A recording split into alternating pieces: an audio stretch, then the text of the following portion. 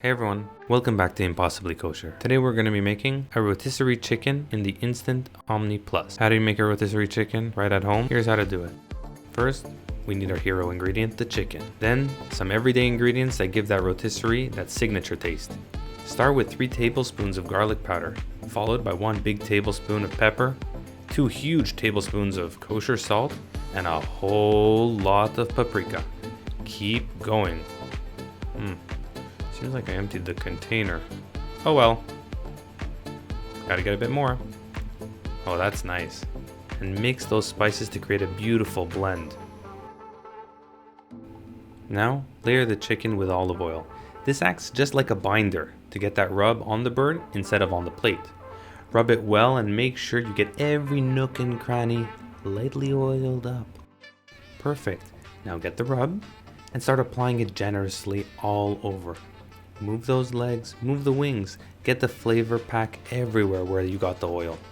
Now get some twine, tie it around the legs, wrap it around the chicken a couple times.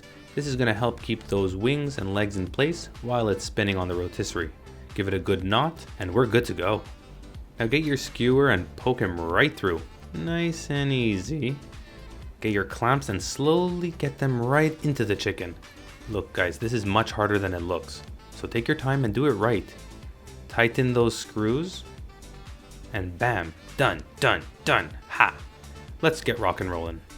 Alright, now it's time to place the skewer gently in place in the Instant Omni Plus. Set it to roast at 380 degrees for about an hour and hit start. I love watching him spin. Just shows that rotisserie-ness. 30 minutes in, looking gorgeous. We're just gonna take a quick temp to see where we are. We're aiming for 160 before taking him out. Only 100, a whiles to go. Now with a couple minutes left, we hit that 160 on the dot. Stop the oven and time to get the bird out and on a tray. Look how nice that looks. But we're not quite done.